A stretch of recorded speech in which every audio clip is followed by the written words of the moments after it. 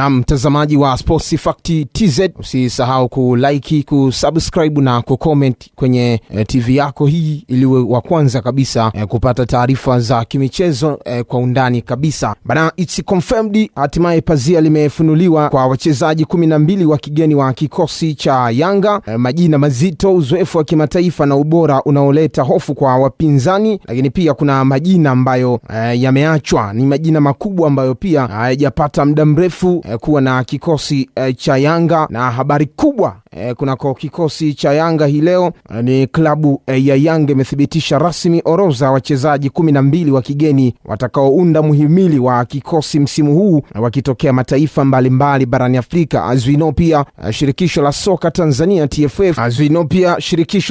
Tanzania TFF limeweka sheria ya ukomo wa wachezaji wa kigeni, na kwa mujibu wa shirikisho hilo legislation kwa wachezaji wa kigeni wanapaswa kuwa 12 kwenye klabu moja, na hawa husajiliwa kikamilifu kwenye mfumo wa TFF, FIFA, TMS, na ndiyo maana klabu nyingi hutangaza wachezaji 12 wa kigeni kama inavyoagizwa. Ikumbukwe pia katika mechi moja klabu inaruhusiwa kuingiza hadi wachezaji 7 wa kigeni kwenye orodha ya wachezaji 20 ambao wanatumika. Hii ni kulingana na kanuni ya 18 ya mashindano. Lakini pia wachezaji wasiopungua 5 tu ndio ambao wanaruhusiwa kuwa uwanjani kwa wakati mmoja. Hii inawezekana kuwa wageni 7 kwenye bench, lakini uwanjani wanaingia wachezaji 5 na kuacha wachezaji 2 kwenye eneo la bench. Na lengo la sheria hiyo ni kulinda na kukuza vipaji vya wazawa, lakini pia kuzuia kutegemea wageni pekee na kuweka ushindani wa haki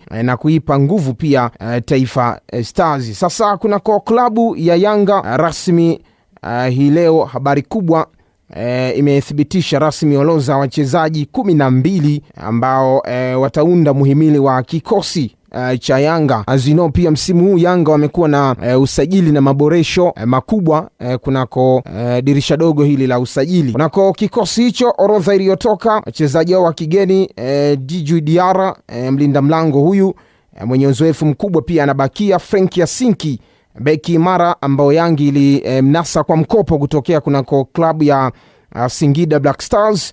Lakini Yao Kwasi Atoula, kiungo beki wa pembeni, lakini pia amekuwa na uwezo mkubwa wa kucheza eneo la kiungo na ana uwezo wa kutawala mchezo. Pia ameingizwa baada ya majeruhi ya muda mrefu, ameingizwa pia kikosini kwa ajili ya kutumika na kikosi cha Yanga. Yupo pia Musa Bara Conte, miongoni mwa wachezaji ambao wamesajiliwa msimu huu wa 25-26 kunako kikosi cha Yanga, na kwa sasa pia amebakishwa kikosini hapo. Yupo Duke Abuya, kiungo mshambuliaji hatari kutokea pale nchini Kenya, lakini pia Maxi pia Zengel akitokea Kongo pale. Lassene Kouma, mchezaji kutokea pale nchini Mali, lakini pia Alan Okelo, kiungo fundi na ingizo jipya kwa Yanga kutokea pale nchini Uganda. Pacome Zouzoua, mchezaji ambaye ameendelea pia kusaria kutokea Ivory Coast hapo. Yupo pia Prince Dube kutokea nchini Zimbabwe, na mshambuliaji hatari, mtaalamu wa mabao huyu kunako kikosi hicho. Yupo Laundiro Dep, mchezaji kutokea Angola na ingizo jipya ambaye ameweza pia kubakishwa. Hao ni wachezaji 12 ambao Yanga imelazimika kusalia nao kama wachezaji wa kigeni walioachwa bwana kwenye kikosi cha Yanga.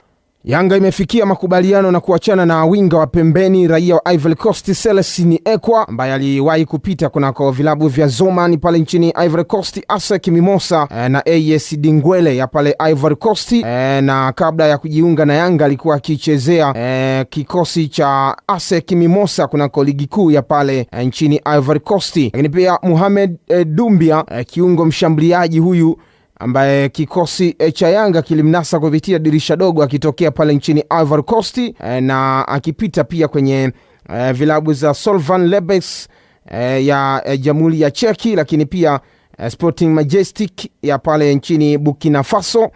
Na Doumbia alikuwa ni mchezaji huru baada ya kuachana na Sporting Majestic, na Yanga wakamchukua kama mchezaji mpya kupitia dirisha dogo hili la usajili. Hao ni wachezaji ambao hawajaorodheshwa kwenye orodha ya wachezaji 12 ambao ni wa kigeni na wataitumikia Dar es Salaam Young Africans. Watu wengi wanatamani kufahamu vipi kuhusu Mohamed Damaro Kamala, na kuhusu Mohamed Damaro Kamala, miongoni mwa wachezaji ambao walibadilisha uraia wao wakati anajiunga na Singida Black Stars msimu wa 25-26.